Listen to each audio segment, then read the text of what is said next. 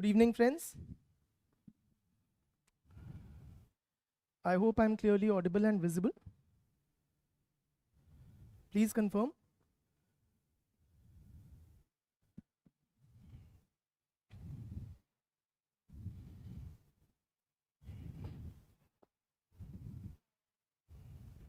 Where do I see the comments?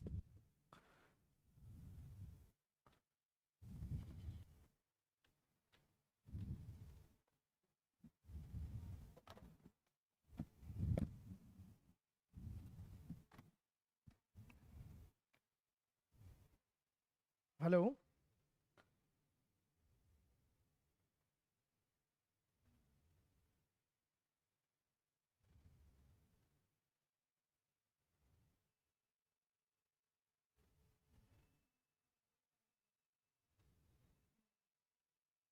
Friends, please confirm. Yes, audio and video is fine. ठीक है, thank you. चलिए, let's chant and then begin the session.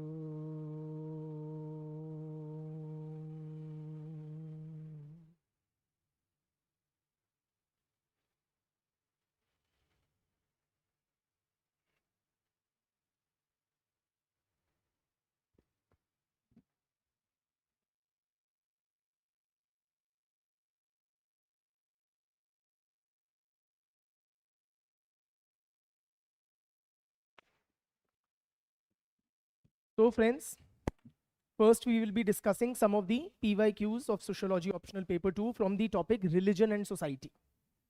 Right? Religion and Society has two major subtopics, namely the various religious communities in India, and secondly, the problems of religious minorities. Okay? These are the two topics that we have to discuss. After this discussing on religion and society, we will move on to politics and society. So let me take up as the first question, discuss the problems of religious minorities in India and suggest measures to solve them. I repeat, discuss the problems of religious minorities in India and suggest measures to solve them. 2022 question. So in the introduction, we can begin by giving a brief overview of the religious minorities in India. We can say, for instance, that religious minorities, including Muslims, Christians, Sikhs, Buddhists, Jains, and others, constitute around 20% of India's population. While the Indian Constitution enshrines secularism, equality, and religious freedom, minorities face several social, political, economic, and cultural challenges. Okay? Something of the sort can be our introduction. After which, we give a subheading derived from the question, problems of religious minorities.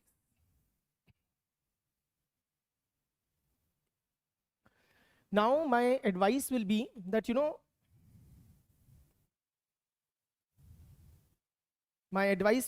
it should not be, you should not list the problems community wise.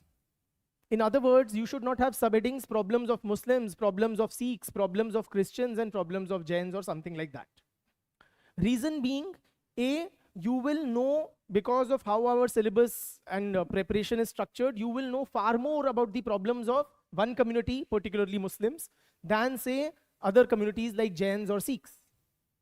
Right? So it will give a very, very skewed kind of a presentation. Nor is that the expectation of the question.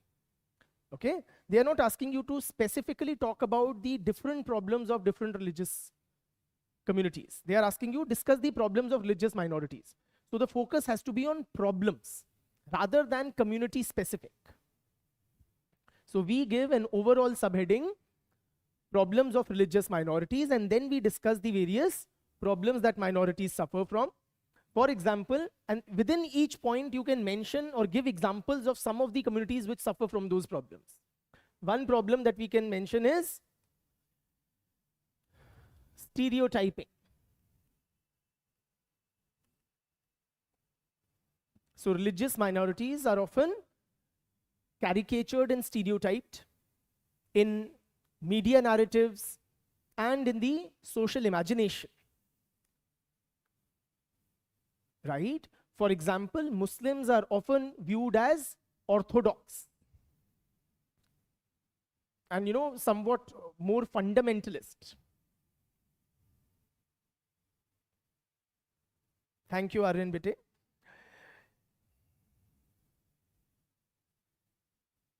Parsis are caricatured as stingy. Sikhs are caricatured as, you know, very jolly kind of people, right?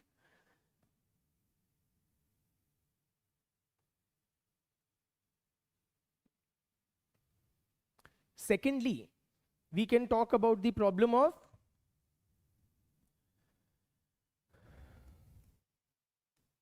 communal riots and tensions.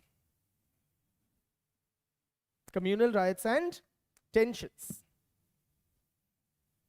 So, since before independence, Hindu-Muslim riots have been recurrent. We can quote scholarly analysis by an Ashutosh Varshne, an Asghar Ali engineer, right? Bipin Chandra, they have written extensively on communalism. And this problem is not confined or is not only afflicting the Muslims. It also afflicts other religious minorities like Sikhs. So for example, Sikhs numerous Sikhs were killed in the riots, communal riots that accompanied the partition of India. Anti-Sikh program was launched after the assassination of Indira Gandhi, targeting the community. Likewise, Christians have also been subject to communal violence and hatred.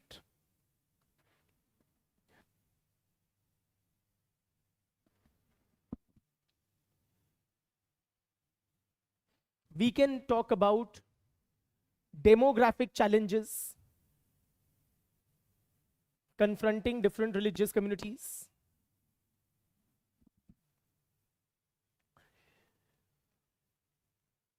For instance, the Muslim community has a higher fertility rate than the national average, right?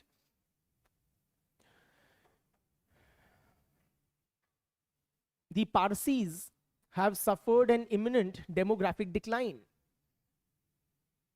Their numbers have dwindled significantly and consistently since independence. Absolutely, Shivansh. We can talk about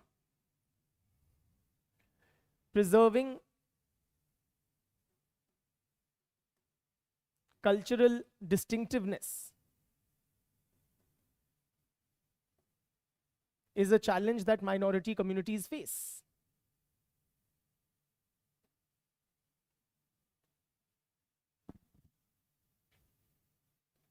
Now, there are two major, should I say, challenges why maintaining one's cultural distinctiveness is a challenge despite constitutional provisions.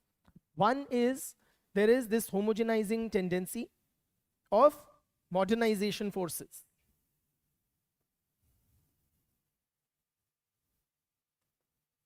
Simply put, friends, a modern Hindu boy and a modern Muslim boy do not look too different from each other. Both wear the same shirt, pant, jeans, speak the English language, espouse the same values, and so on. So modernization has this homogenizing tendency. Also, the minorities in India face, this concern that their culture might be subsumed in the larger national or Hindu culture. So due to the overwhelming influence of Hindu culture, Hindu being the culture of the majority community, enjoys cultural preeminence.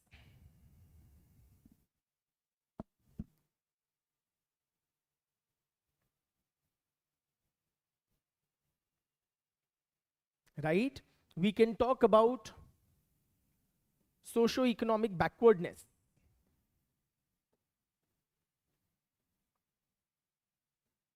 Wherein we can quote the Sachar Committee report. How religious minorities, particularly Muslims, they have lower literacy rate, the incidence of poverty is higher, and so on. We can talk about lack of representation. Again, the Sachar Committee has highlighted how Muslims in, say, the civil services, banking jobs, jobs in universities and schools are fewer than their share in the population. Even in politics.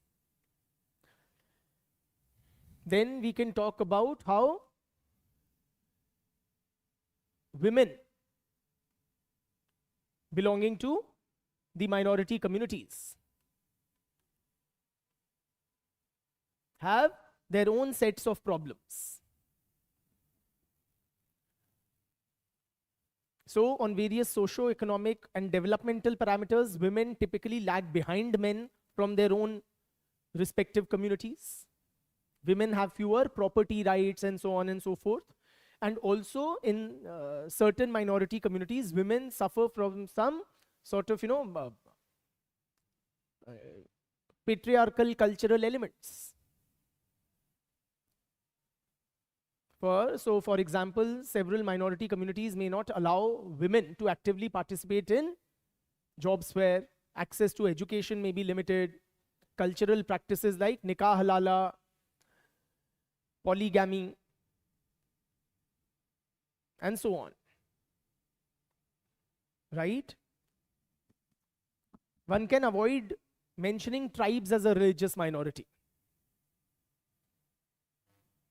Tribes as a class cannot be regarded as a religious minority. They can be regarded as an ethnic minority than a religious one. Okay? These are the various problems of religious minorities. I reread the question, discuss the problems of religious minorities in India and suggest measures to solve them. Then after the post portion, there should be a clear second subheading, which is what? Measures. To address the problems of minorities. What all measures one can talk about?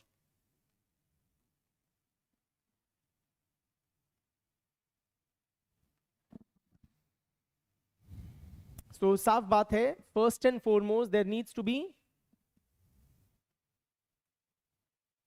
effective implementation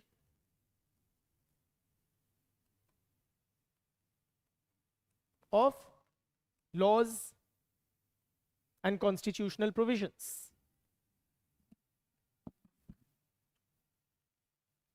For example, if there are any, if somebody incites communal hatred or riots, there should be immediate and effective, stringent action by the police.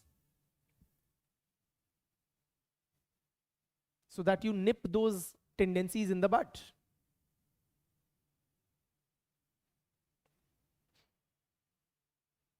You will need to undertake police sensitization so that they are more attuned with the problems faced by the minorities and can, look beyond the stereotypes that are often associated with the minority communities. Also, friends, we need formulation of inclusive policies.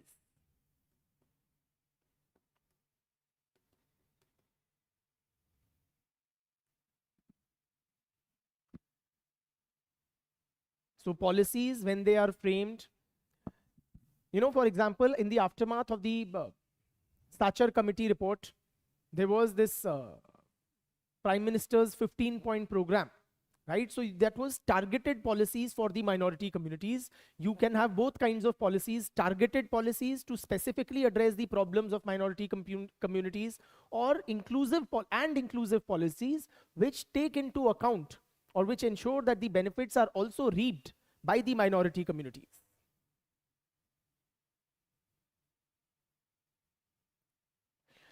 Okay, so a question is asked, should we explain every point or can we not if we don't want to include more content? If, it should not remain for the reader or the examiner to interpret what you have written. That it should be that much explained. It may be a single sentence. So instead of writing, inclusive policies, write a fuller sentence. That state policies should be more inclusive. When you say inclusive policies, that implies that you will give some sort of an elaboration. That expectation would be there. Yes, absolutely. We can talk about inter-community dialogue and exchange.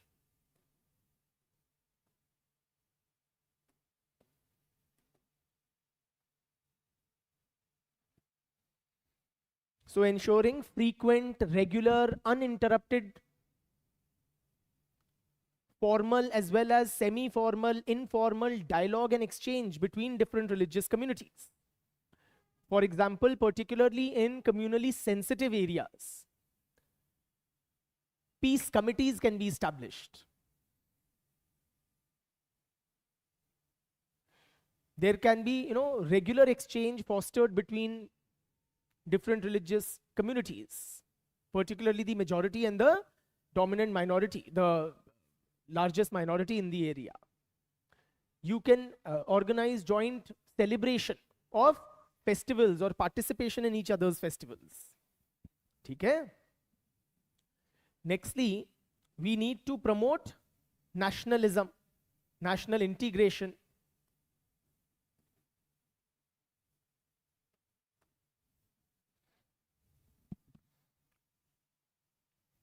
And liberal values, secular outlook, all these need to be promoted in the wider population, and that can particularly, this thing can play an important role, friends. The education system can play a very vital role in that. Since childhood, you raise children, inculcating in them liberal, secular values, and the idea that we are all one people. Absolutely, an important role can be played by civil society, be it human rights activists who can highlight any cases of abuse of power by the administration against the minorities. It can be human rights activists, it can be NGOs, it can be resident welfare associations, youth groups, religious bodies and leaders, right? They can promote a spirit of mutual coexistence, tolerance, harmonious living. Ashutosh Varshney has particularly written about how communal riots, civil society organizations serve as a bulwark, as a check against communal riots.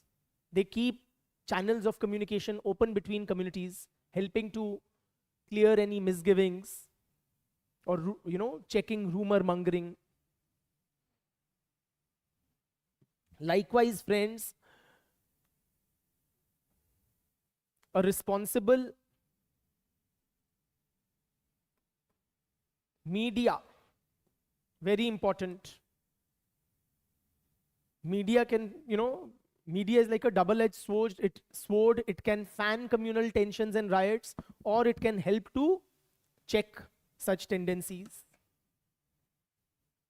Now, how can the role of media can be more responsible when it comes to,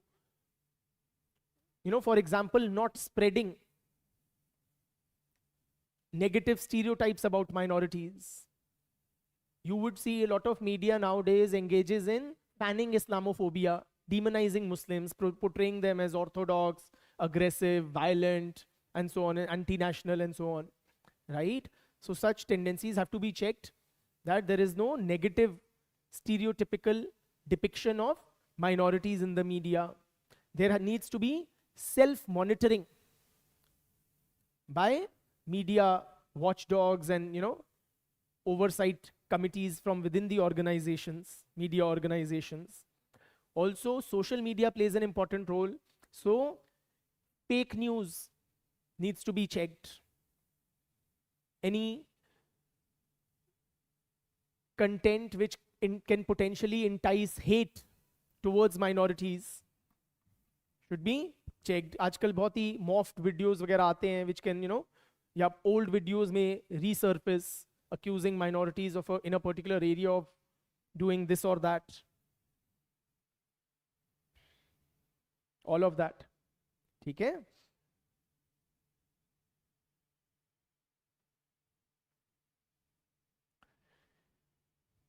Can we mention UCC as a measure? UCC can be seen as a step towards national integration.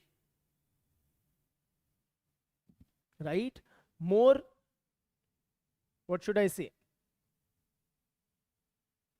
Equitable and participatory development. In other words, the developmental approach should not be exclusivist, should not be leaving out any section of the society, specifically the religious minorities, from the process of modernization.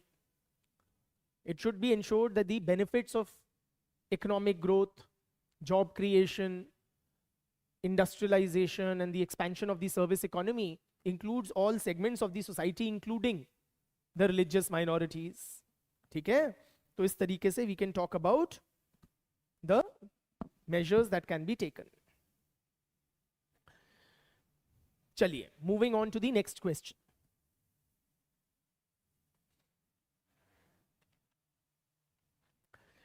Do you think Indian saints have brought about social reform and awareness in Indian society? Explain. 2019 question, I repeat.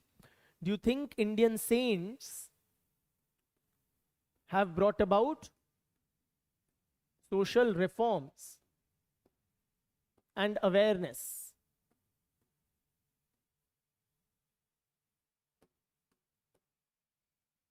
in Indian society? Explain. 2019 question. So the answer is that they have. How do you elaborate on it? What you say is, friends, that yes, GS Ghure talked about it, but the question is not on Ghure. So don't make it entirely Ghure centric, right? Mention Ghure in passing somewhere or the other to make a point.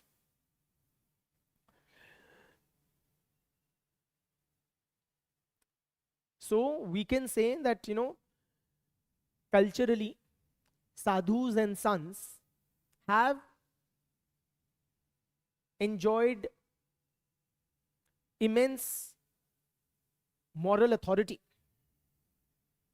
in Indian society. And they have wielded their moral power They have utilized their social standing,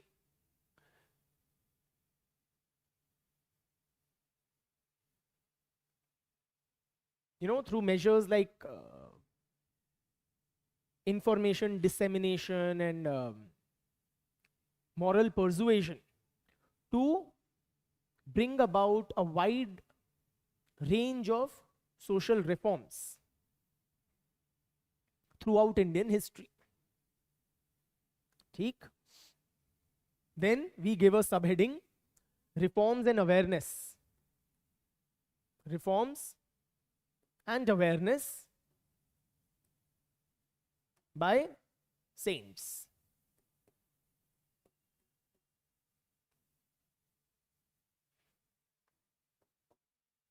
Reforms and awareness by saints. So what kind of reforms and awareness have saints through the ages contributed to? You talk about challenging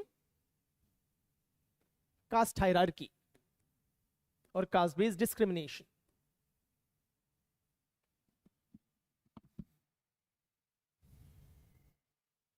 Saints like Kabir, Ravidas, Tukaram, they questioned caste-based discrimination and emphasized equality of all human beings.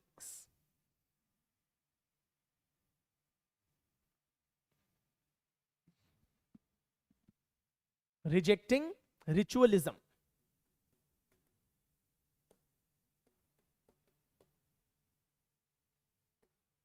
Rejecting ritualism. Bhakti saints as well as Sufi saints stressed on devotion and love of the divine over ritualism, and they questioned the preeminent role of the priestly class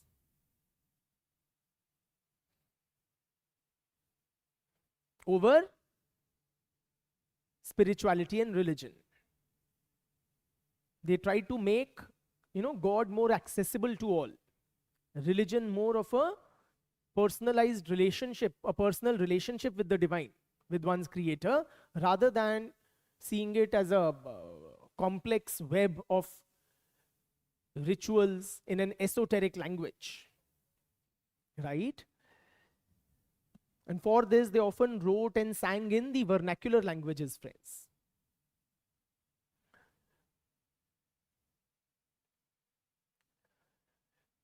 Women-related issues, women empowerment was also promoted by sants and sadhus. Saints like Mirabai, like Andal, they questioned patriarchal restrictions on women and asserted women's right to spiritual autonomy.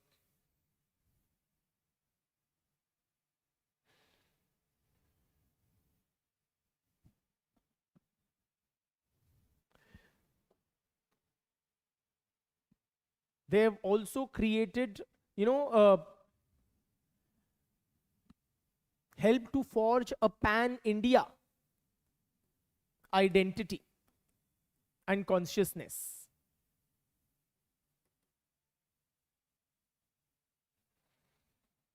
To that extent, friends, saints and sadhus have encouraged looking beyond parochial identities and developed, that national consciousness, promoting national integration. This can be traced at least to the times of Adi Shankar, down to Swami Vivekanand in modern times.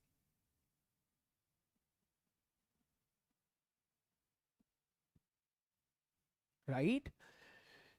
Also, friends, in the modern era,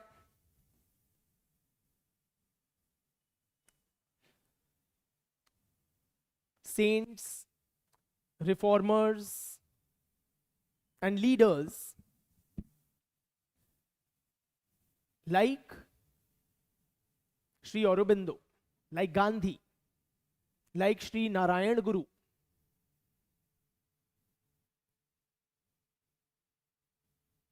They questioned practices like untouchability, caste-based discrimination, promoted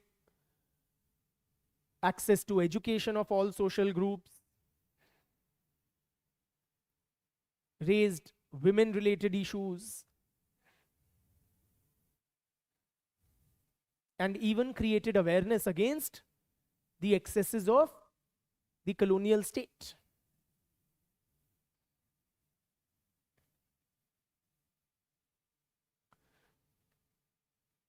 Okay? In conclusion, we may quote Ghure's work. We can say Ghure in his work, Indian Sadhus, has rightly characterized the social situation of saints in Indian society as paradoxical. On the one hand, they are considered as outside the pale of society. On the other, they have been leaders of social reform and progressive change.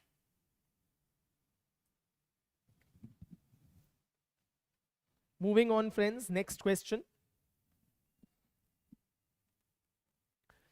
Write a critical narrative on the concerns of religious minorities in India.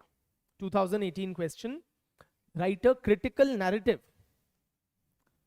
on the concerns of religious minorities in India.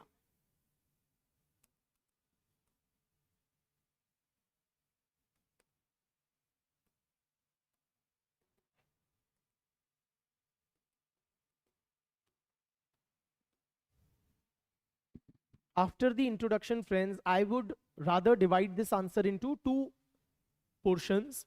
One subheading will be concerns of religious minorities, and then we will develop the critical narrative. The concerns of religious minorities we have just one question back discussed: stereotyping and communal violence and socio-economic development and all of those. That we've already covered. So first part will cover the concerns of religious minorities, but what should be the critical narrative? That is, I repeat the language of the question, write a critical narrative on the concerns of religious minorities.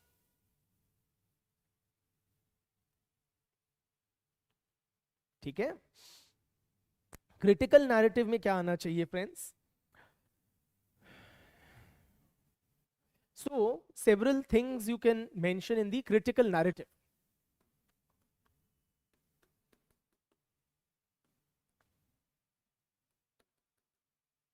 One thing we can mention is that these problems reflect a certain clear mismatch between the constitutional ideals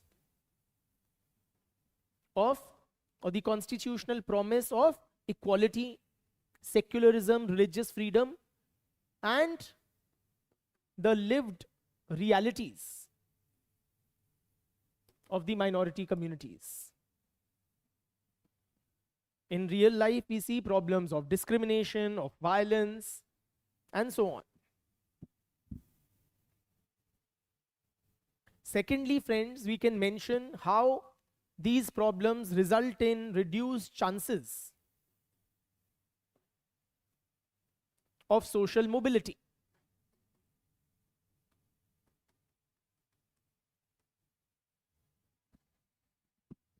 So for example, lack of access to modern education, facing discrimination in the job market, poor infrastructure in minority dominated areas, what we call ghettoization, slumification.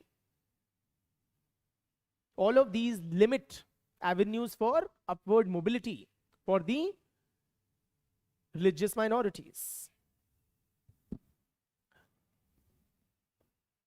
Another problem that arises is that of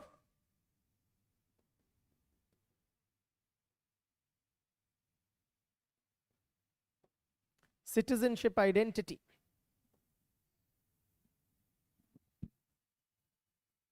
So increasing, reinterpretation of Indian nationalism in cultural terms, or we can say simply the growth of cultural nationalism.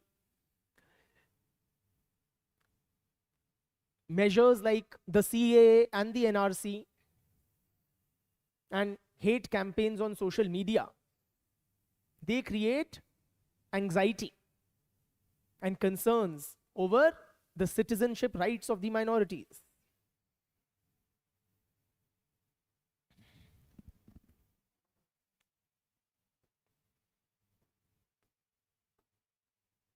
Then there are several internal challenges that the minority communities need to acknowledge and address. For example, there is a resurgence of religious orthodoxy in minority communities, clinging to old ideas and identities. The status of women in minority communities is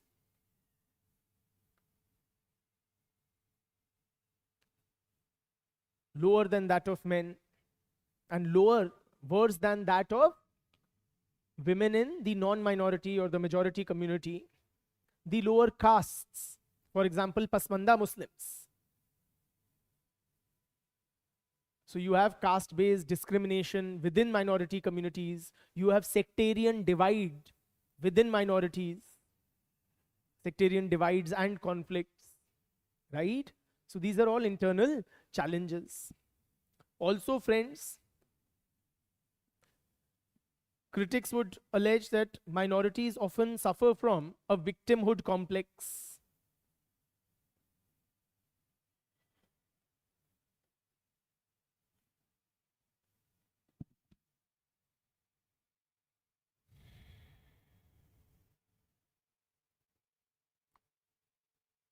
In blunt terms, minority cry wolf.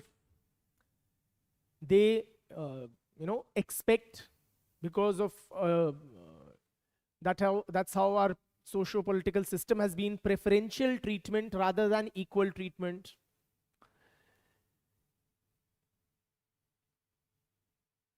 They would defend the indefensible aspects of their culture and their scriptures.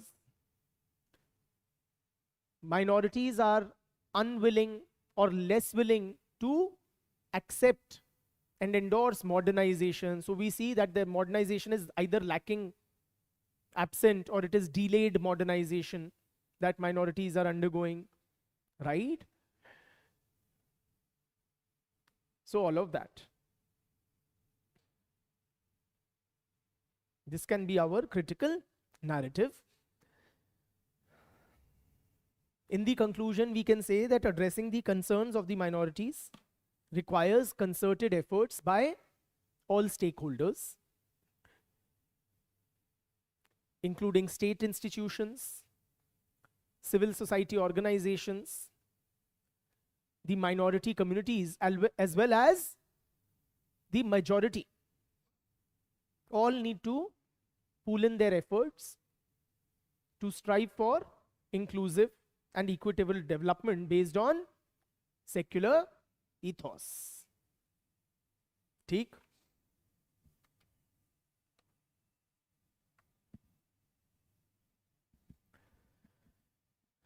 Nextly, friends,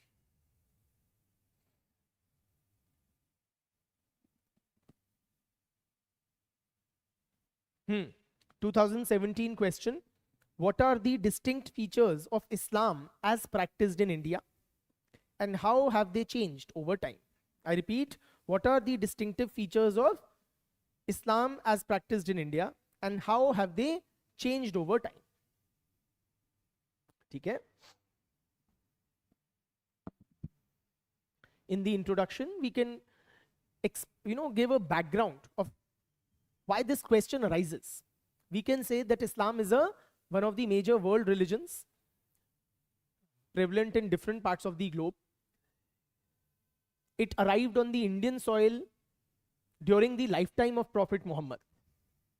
Over time, the way Islam is practiced in India has developed some peculiar features which may not be found in other Islamic societies. Other matlab in other parts of the world. Then we give a subheading, distinct features of Islam in India.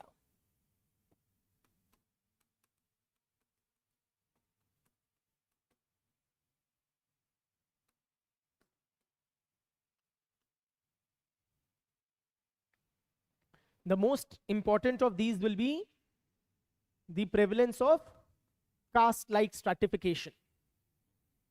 The prevalence of caste-like stratification. We can or should mention how Indian Muslims are divided into three broad caste groupings: Ashrafs, or the high-born Muslims; Ajlaf, or the low-born Muslims, the service caste, the converts from Hindu service caste to Islam; and Arzal, who are converts from the untouchable Hindu caste to Islam. Studies by Imtiaz Ahmad, M.K. Siddiqui, Ghaus Ansari have highlighted or have found the prevalence of castes. Though caste does not have Quranic sanction, there is prevalence of caste in Indian Muslims. Secondly, a more personal and intimate relationship with the divine.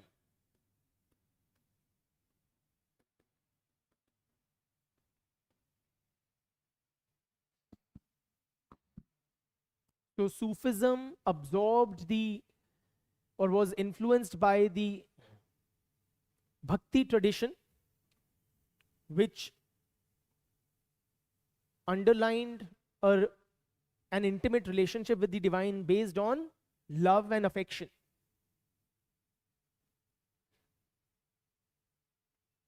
Yes, Shivansh, we can.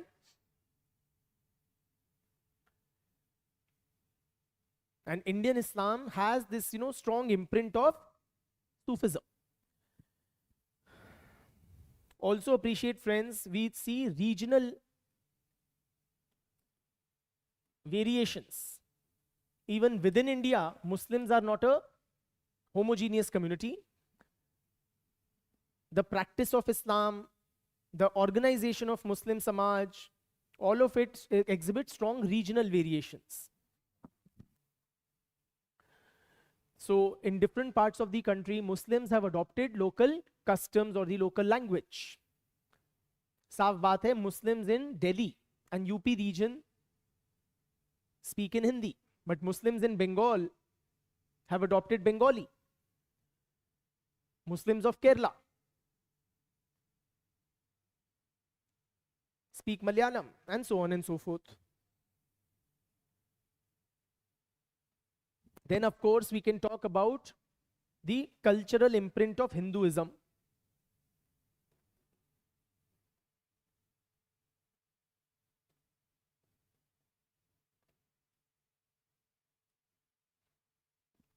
In many ways, the way Islam is followed in India by the Indian Muslims, it is significantly different from Islam in other parts of the world, because Indian Muslims have been sufficiently culturally influenced by their Hindu neighbors.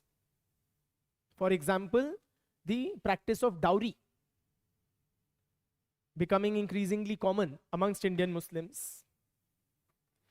The music and dance in religious ceremonies, marriage amongst Muslims.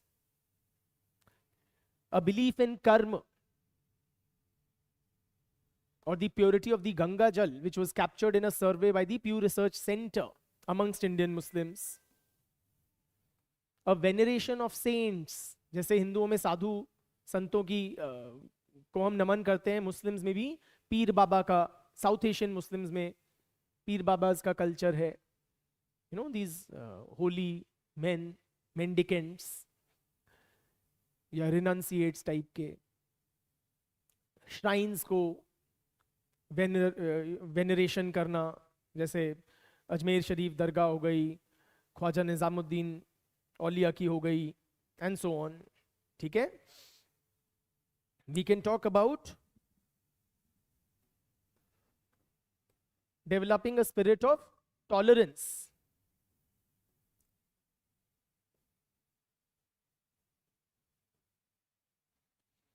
and pluralism. So instead of emphasizing on Islamic exclusivity or supremacy, Indian Islam embraces peaceful coexistence with other religious communities, particularly Hindus. Yes, we can talk about Ganga Jamuni Tehzeeb, right?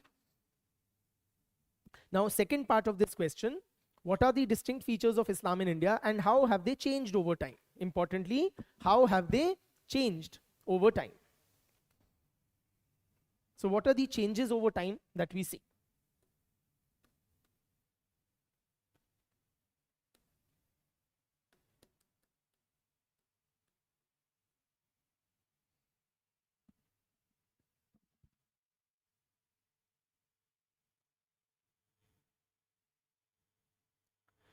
Over time, what all trends we see in Indian Islam, there is religious revival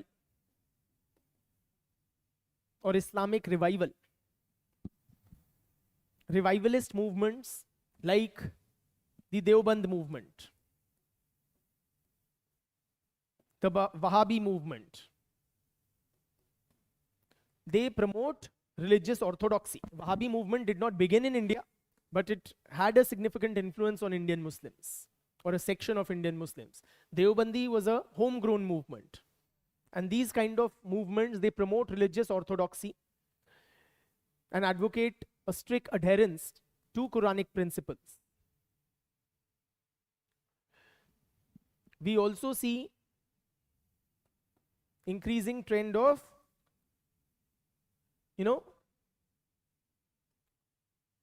convergence towards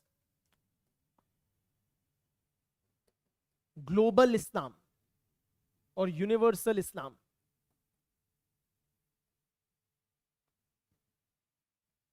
So, losing its local flavor, so to speak.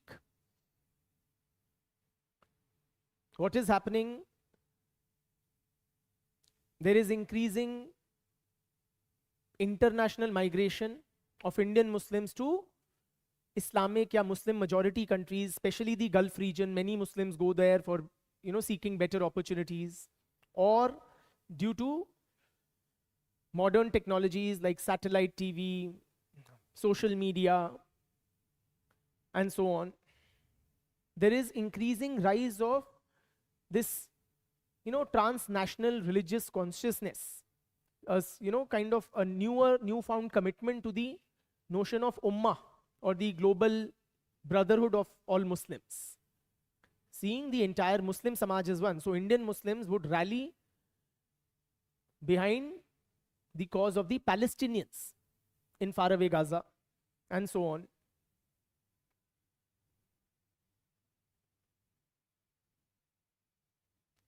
Good evening, Ankur Beta. I recall our interactions and good to know that you've appeared for the state PCS. All the best. Theek. We can talk about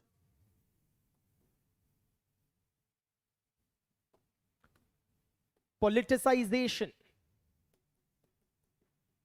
of Islamic identity.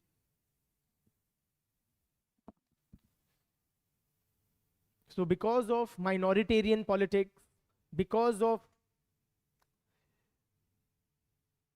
the political success of right-wing forces in India, Hindutva forces in India, what do we see? The Indian Muslims have been increasingly identified as a socio-political grouping. So Muslims are being increasingly mobilized along political lines. We also see a decline in syncretism and accommodative spirit due to communal tensions, Islamophobia, communal riots, and religious revival. That Mili Juli Tehzeeb, that Ganga Jamuni Tehzeeb, that is taking a backseat, right?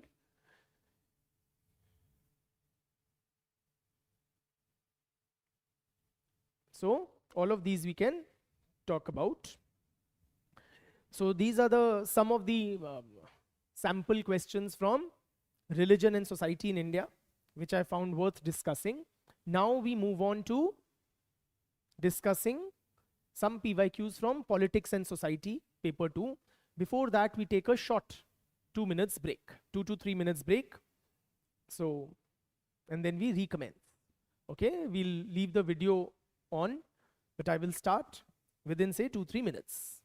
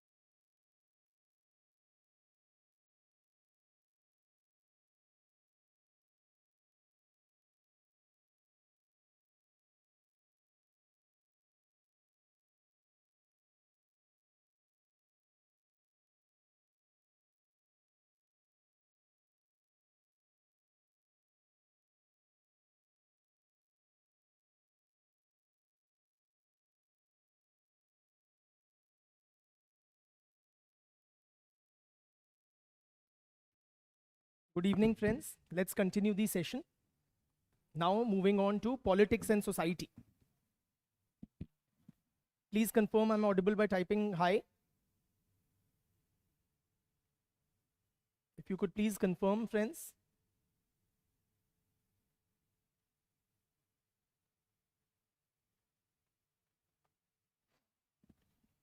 Yes, thanks, Shivansh.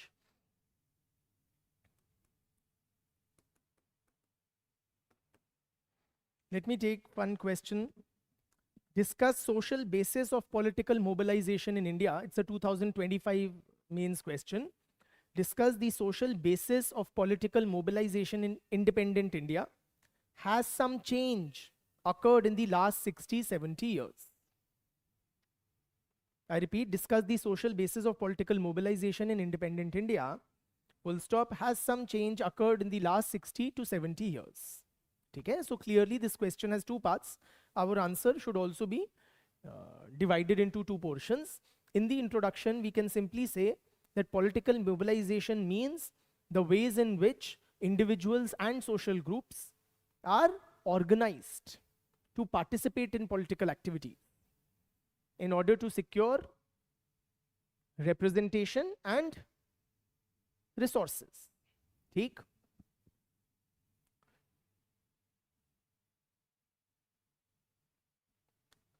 Political mobilization in India is carried on multiple bases and it has witnessed significant changes over the decades. Then you give the subheading, social basis of political mobilization. So on what all bases are people mobilized, friends? You know it, of course. We've discussed in great detail each and every aspect of it. Caste is an important basis of political mobilization. We can quote political scientist Rajni Kothari, who has pointed out the casteization of politics has taken place. So caste is a ready-made identity with which people very readily identify, and it is easy to mobilize people along caste and community lines. We can quote M.N. Srinivas, who highlights how at the local level, certain castes emerge as dominant caste, particularly if they are wealthy, they have land ownership, modern education, and numerical strength. M.N. Srinivas also pointed out the horizontal stretch of caste, different nearby castes, nearby in the ritual hierarchy, they come together to demand or acquire political salience at a higher, say, regional level. So there is clearly caste-based political mobilization. Then religious identity is also an important basis of political mobilization. Political parties like the Akali Dal, we have focused on the Sikhs, the Akali Dal movement. You can talk about the Hindutva movement, which seeks to mobilize Hindus along religious and cultural lines, or the Pakistan movement during colonial era, which sought to mobilize Muslims. Absolutely. Third is language basis.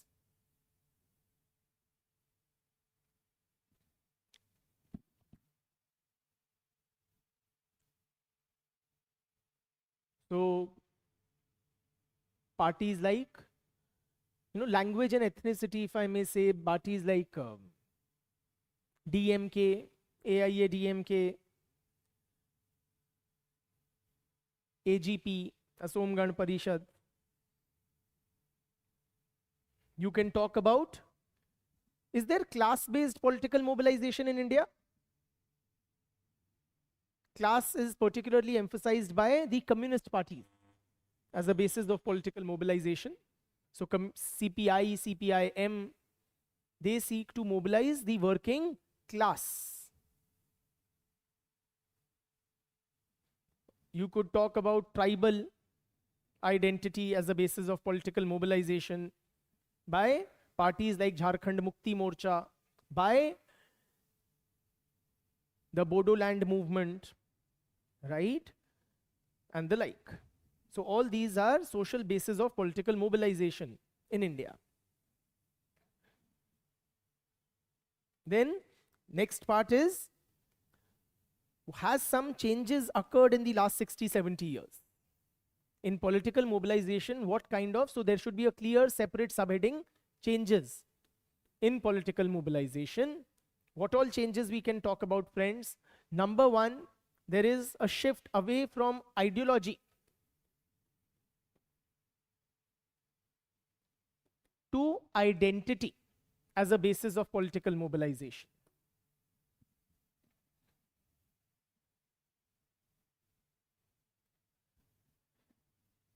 So rather than being committed to a particular overarching ideological framework, political parties are now requiring that, or they are seeking to attract people to themselves based on specific identities of caste, language, religion, etc. दूसरा हम क्या देखते हैं? Political mobilization has shifted away from cadre based to mass based. Cadre based politics होती है, friends, when a political party has a dedicated cadre of karyakartas or workers who are very ideologically committed. So that cadre would then galvanize, the top leadership of the party will galvanize the cadre, and the cadre will then will be the foot soldiers of the party during electioneering. Mass based politics क्या होती है? Rather than spreading a comprehensive but complex ideological system to which the political party subscribes or the leadership subscribes, instead of that, जब identity based mobilization होता है तो वो mass based हो जाता है. In other words, अब cadre के बजाय charismatic leaders emerge करते हैं who attract the masses based on the based on their pull, their charisma or their track record, something of the sort. Another important development that we see in political mobilization is a decline of the Congress. So first, the Congress system that existed during the Nehruvian era, that gave away. System was got fragmented with the emergence of anti-Congress politics. Then Congress as a party has also faced an imminent decline, with its vote share decreasing with every subsequent election. Also we notice, friends, identity based से भी politics shift हो रही है to issue based, specific issue based. तो अब साफ बात है, a BJP cannot rely on the mobilizing people only along the on the basis of Hindu identity. ठीक है? All Hindus BJP recognizes will not vote for it simply because of the Hindu identity. Or tribals will not vote for the Jharkhand Mukti Morcha based on the tribal identity, right?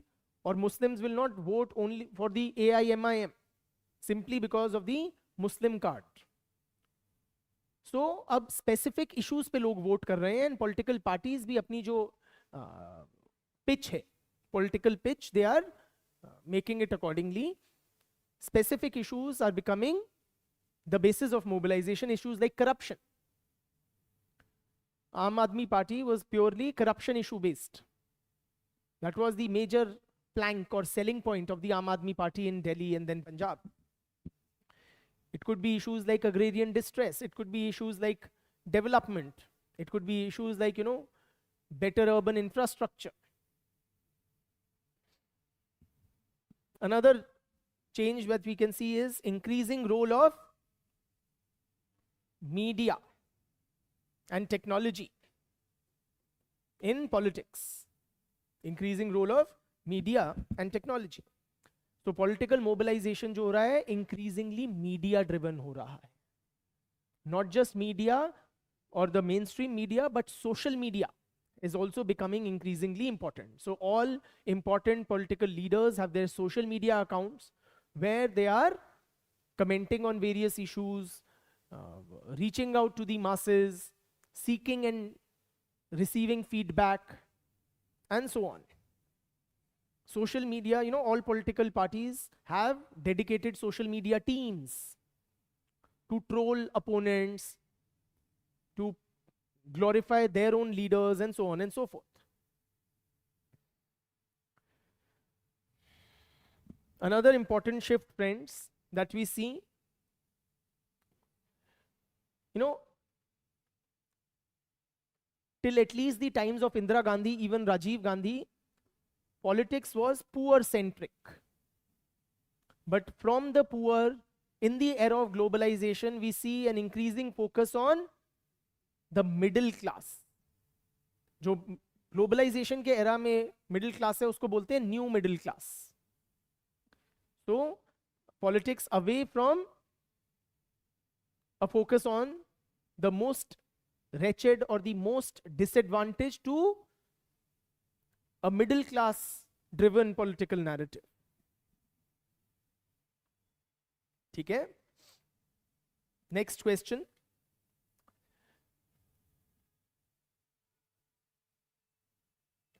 Does regionalism lead to decentralization of power?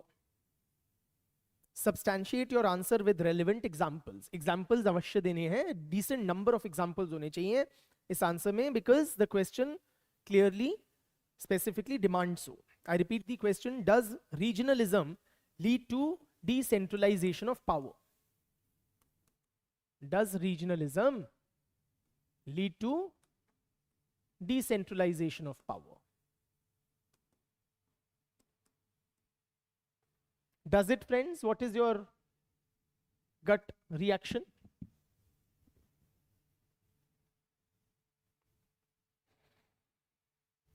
To a good extent it does. This is not how you will write it, I'm explaining just now. To a good extent, regionalism does ensure or contribute towards decentralization, but it's not always the case, friends. It is not a given that that regionalism will lead to decentralization. In fact, the opposite can also happen. Okay? So with that thought in mind, how we frame our answer in the introduction, we can define regionalism. We can say regionalism involves a strong attachment and loyalty to a particular region based on shared elements of culture and history, and a shared history. While regionalism checks centralizing tendencies, it does not always lead to decentralization. That would be my introductory remarks. ठीक, regionalism होता क्या है, और फिर जो मेरा stance है, which is it does check centralizing tendencies but does not always or necessarily lead to decentralization. Then we give a subheading, regionalism and decentralization. Okay, this way. And how does regionalism promote decentralization, friends? We highlight that. We can say regional movements tend to strengthen federalism. Strong regional sentiments promote federalism, which checks the concentration of power at the union level. For example, because the question says, substantiate your answer with relevant examples, the demand for the creation of the state of Andhra Pradesh for the Telugu speaking people and subsequent passing of States Reorganization Act ensured that the powers of the center were somewhat checked. Regionalism, secondly, friends, we will say regionalism highlights local issues and concerns. Regionalism highlights local issues. It ensures that the local issues are noticed by the political system and they receive the attention which they deserve. For example, regional political parties like Telugu Desam Party, like Dravid Munnetra Kazhagam, DMK, they raise issues which are of particular concern to their respective people.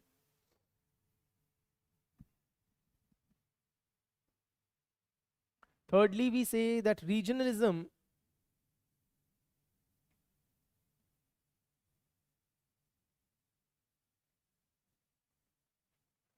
kind of militates against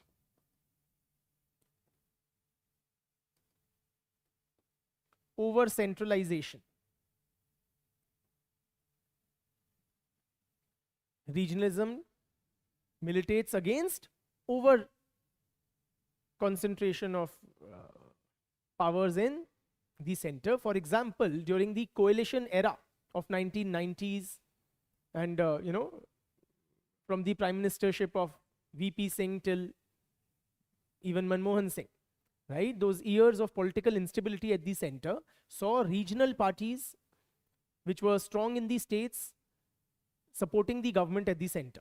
So since the central government was dependent on the support of the regional parties, governments of Manmohan Singh led UPA government, Atal Bihari Vajpayee led NDA governments, the coalition governments of all these guys, Deve Gowda, I.K. Gujral, right? So all these saw participation by regional political parties at the center. So at that time, particularly, for example, the regional sentiments, even in international position of India, they would be taken into account. For example, India's policy towards Sri Lanka, or in our relationship with Bangladesh. If a TMC is an important party on which the central government depends on support, it will influence our relationship with Bangladesh and so on, right?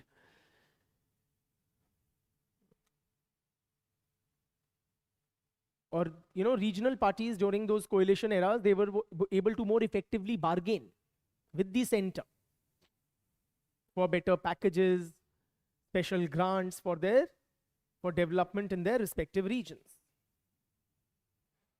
Regionalism also leads to checks abuse or misuse of laws and constitutional provisions, or abuse of authority by the center. It checks abuse of authority by the center.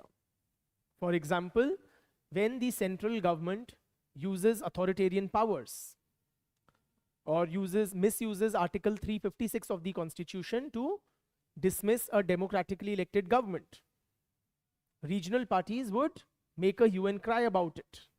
They would try to reap political capital from it. In the next set of elections, they would try to challenge it in the courts, whether in the court of the public or in the judicial system. ठीक है? Regionalism की वजह से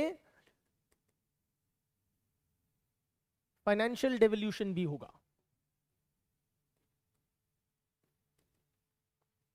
When Bihar Chief Minister demands special packages for Bihar,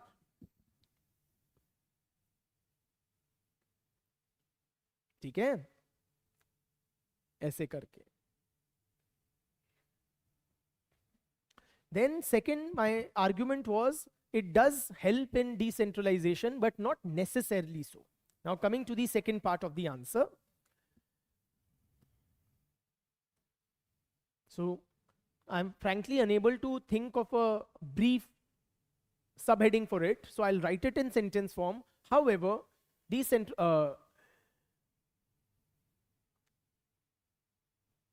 regionalism may not necessarily result in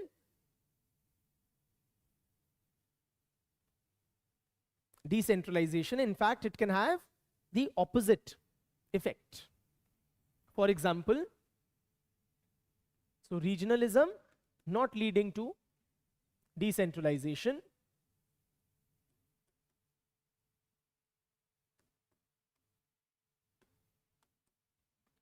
For example, sometimes regionalism expresses itself in the form of secessionist movements or separatist demands, which prompts the center to come down heavily using laws like AFSPA, for example, against insurgent groups in the Northeast. Ghure was also an advocate, friends, of the center clamping down militarily, using its legal and military muscle to clamp down on any separatist tendencies.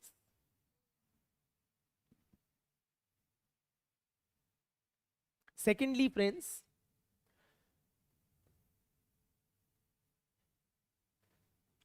what historical experience teaches us that state governments are often unwilling to devolve power and resources further down to the third tier of governance.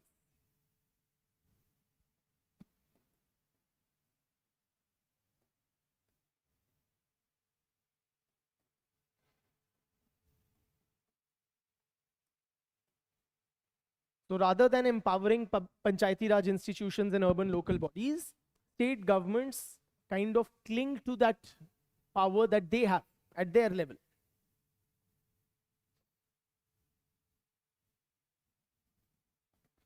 Likewise, friends, the regional elites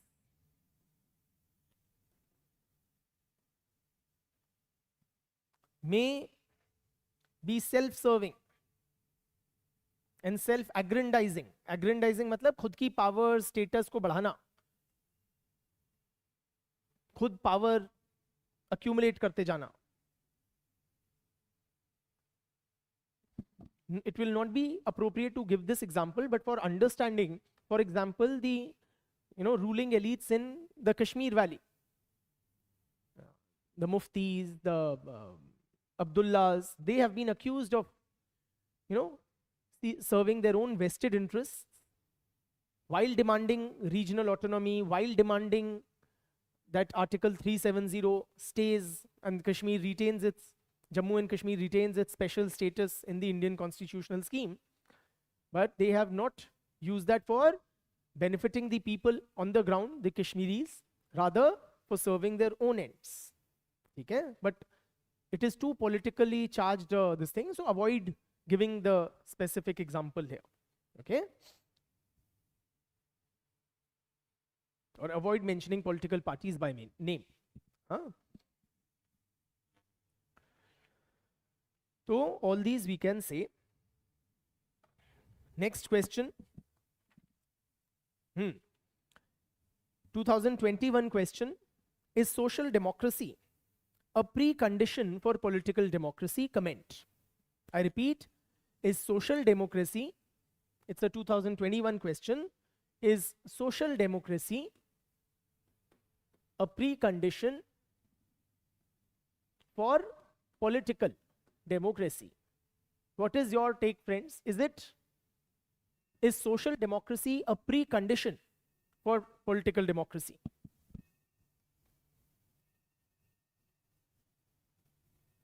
If you have to give me a yes or no answer, what would it be? Is it a precondition?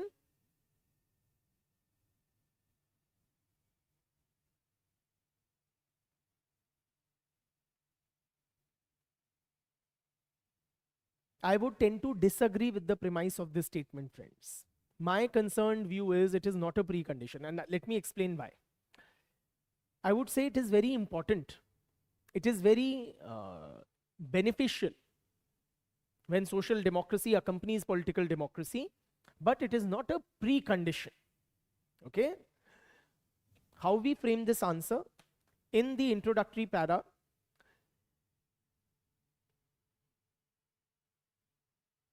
We may say something like democracy, while largely viewed as a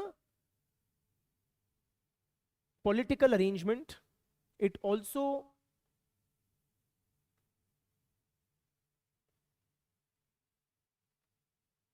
has a social component. In other words, a democratic polity, either you write either of these. In a democratic polity, the success of the democratic project depends on the nature of the society. Okay? In the subsequent para,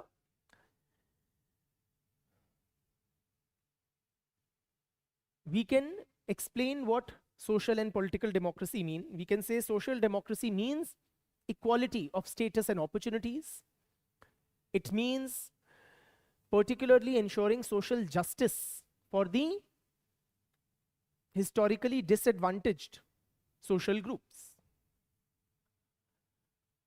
While political democracy implies equality in the political sphere. So having equal right to vote,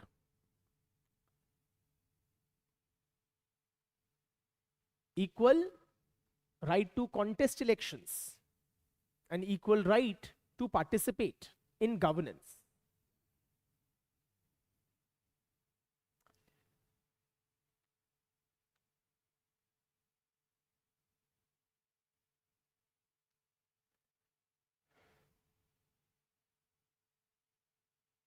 Another alternative introduction, if I may offer you, you can say, start with the position at the outset. You can say, while social democracy is important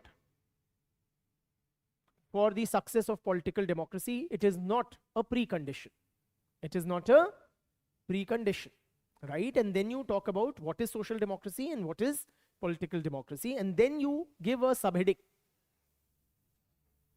importance of social democracy for political democracy. Importance of social democracy for political democracy.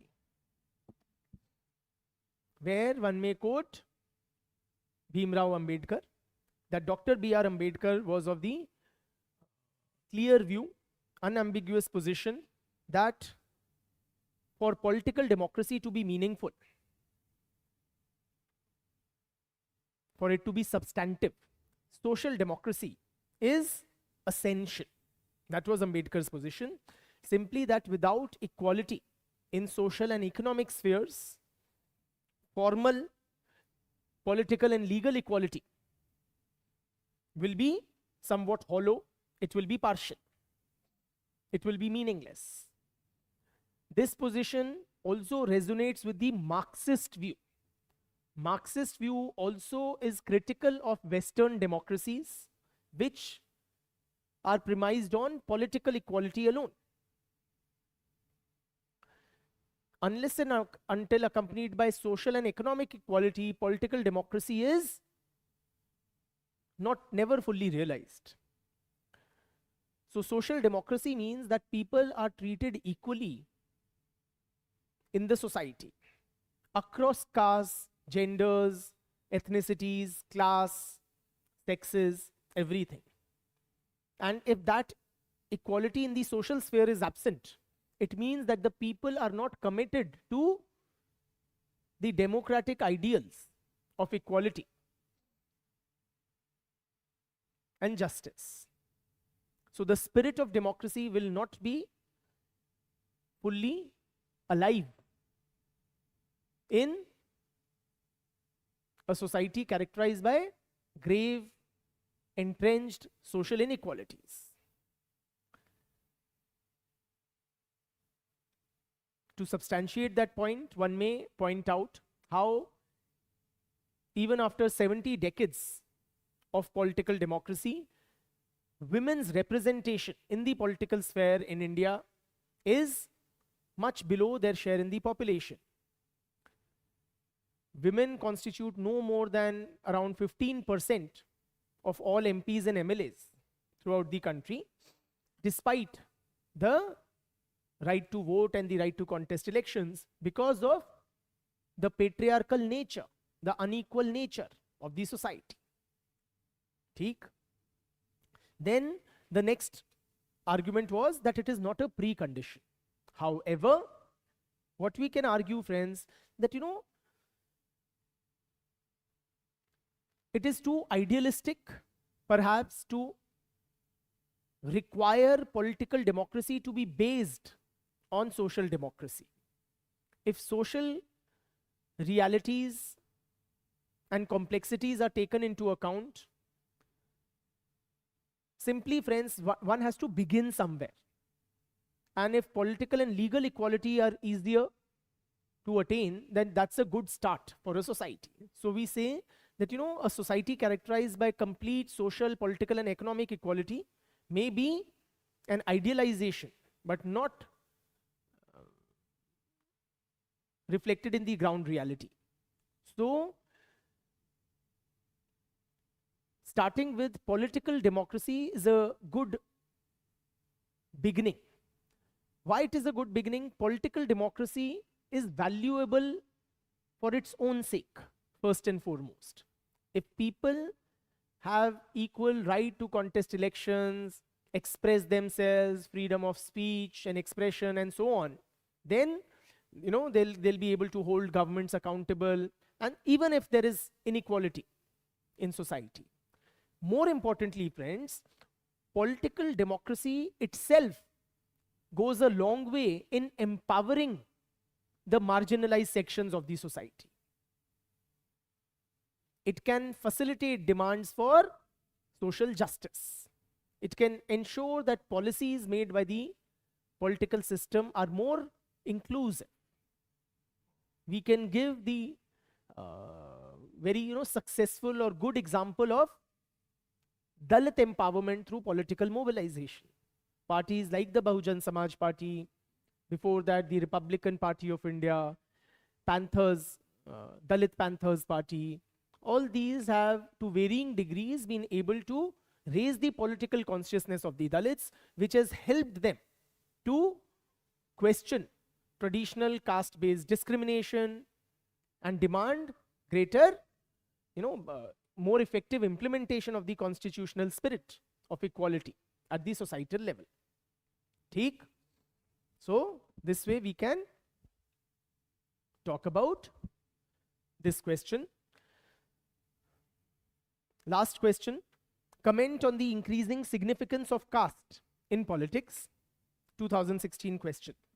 Comment on the increasing significance of caste in politics.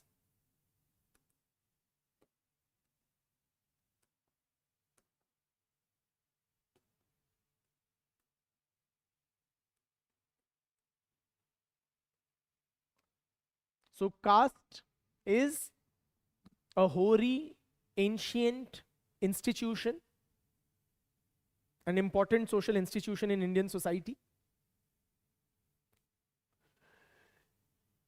The adoption of universal adult franchise and democratic politics after independence ensured that caste plays an increasingly important role in the electoral arena.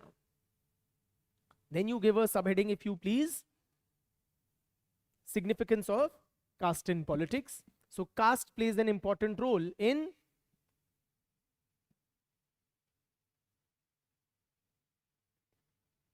let us say candidate selection. When political parties distribute tickets,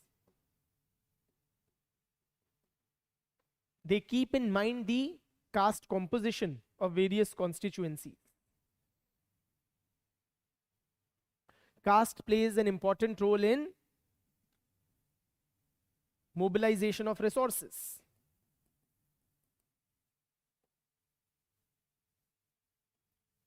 For example, when candidates need to raise funds, when they need to gather crowds,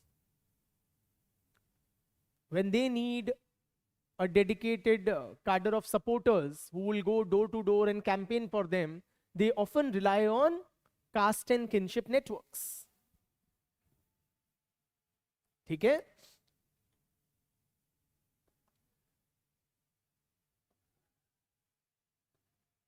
You can talk about how castes also emerge as dominant castes at the village level. You can talk about, so, based on land ownership, numerical strength, modern education, and city-based jobs, certain communities start controlling the resources in the village, emerge as the face of the village, and so on, right? They control the local political narrative and the village panchayat. You can talk about horizontal stretch of caste.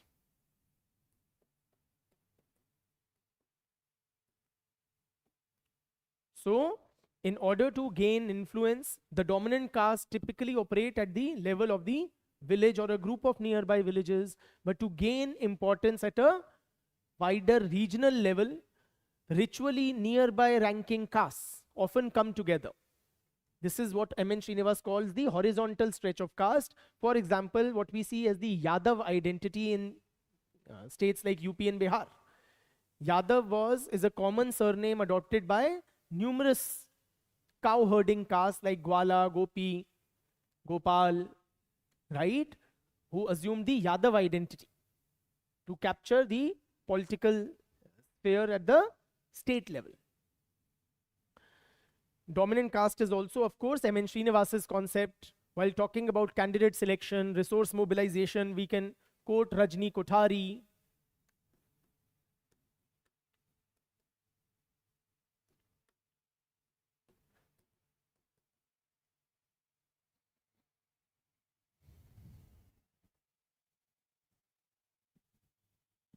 We can talk about the increasing role of caste as the basis of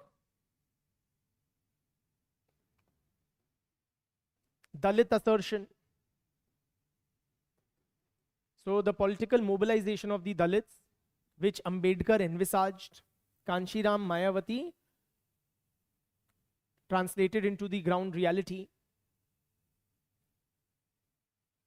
is also based on highlighting caste-based discrimination, galvanizing supporters along the caste identity, the Dalit identity. In fact, the Dalit identity or the term Dalit itself is loaded. Loaded in the sense it is politically significant. It is a term of social and political self-assertion by the community. Yes, we can talk about caste-based vote banks, again discussed by, क्या नाम है आपका, M.N. Srinivas. We can talk about caste-based demands for reservation, for inclusion in the list of scheduled castes, inclusion in the list of OBCs.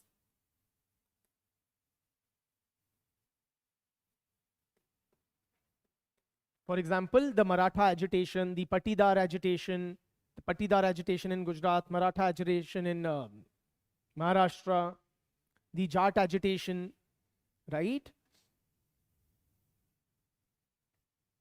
We can talk about the political rise of the OBCs, particularly after the implementation of Mandal Commission report. OBCs started voting en masse for leaders from their respective communities, and that was during 1990s, which saw the political rise or peak of leaders like Mulayam Singh Yadav and Lalu Yadav or Nitish Kumar, right? This is what Christophe Jaferlot terms as India's silent revolution.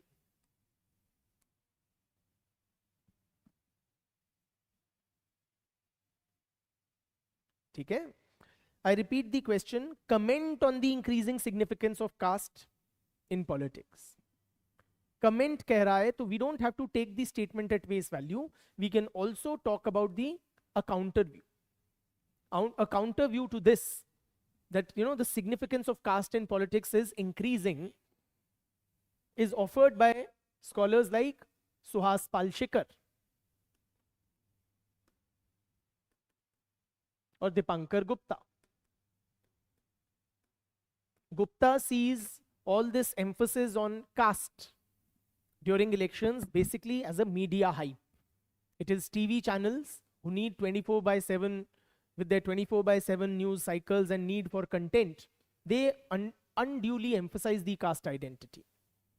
Gupta says that no single caste or caste factor alone cannot help us win elections, because no single caste, not even the most numerous, can ensure electoral victory.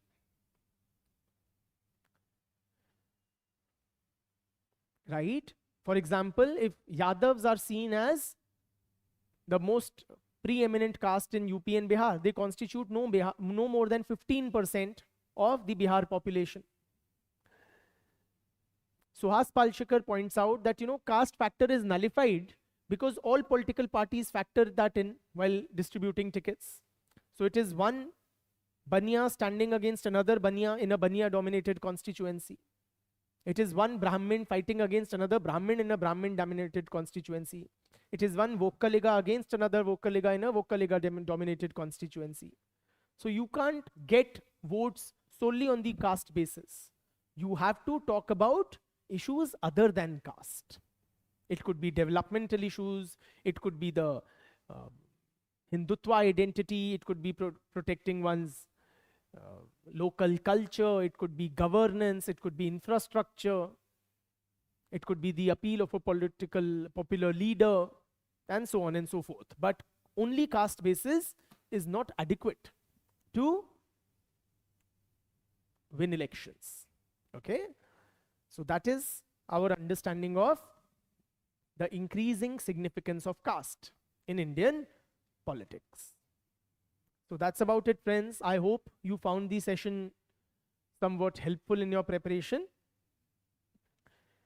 Good night. All the best. I wish you all a happy Diwali, which is upcoming in a few days. बहुत बहुत धन्यवाद. Good night, friends. Thank you, Shivansh Beta. Same to you.